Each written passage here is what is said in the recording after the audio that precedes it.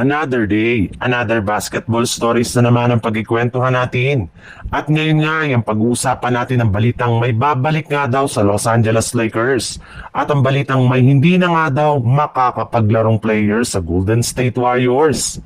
Kagaya nga ng napag-usapan natin, naniniwala na nga si Coach JJ Redick na si DeAndre Ayton na nga daw ang magiging difference maker para maipanalo nila ang kanilang mga laro ngayong season.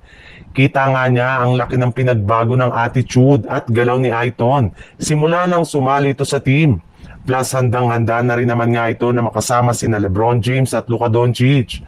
Kaya kung malampasan man nga ng kanilang team ang expectation sa kanila ngayong season, ay magagawa nga nila yan sa tulong ni DeAndre Ayton na hindi na nag-aksaya ngayon ang oras sa kanilang training camp para makabuo ng chemistry sa kanilang mga bagong teammates.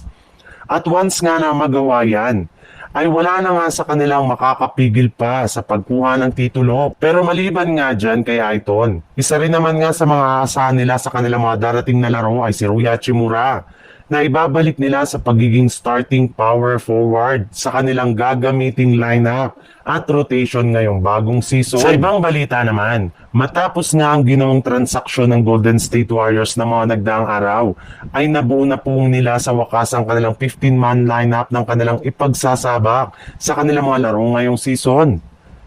Nakahinga na rin naman nga ng maayos ngayon ang kanilang mga fans dahil sa pagkakaroon nila ng legit na lineup na merong mataas na tsansa na maipanalo ang kanilang mga darating na laban.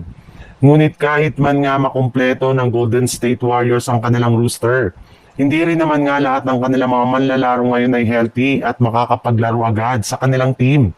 In fact, base nga sa ibinulgar na balita ng NBA insider na si Anthony Slater ng ESPN, nasa late stage pa rin nga daw ng recovery ang isa sa kanilang mga pinapapirmang player na si DeAnthony Melton na nagtamo last December ng ACL injury.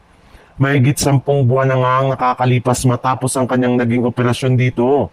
Ngunit sa kabila nga niyan, ay pinagpapatuloy pa rin nga nito ang kanyang pagre-recover at pagpapakondisyon ng kanyang pangangatawan.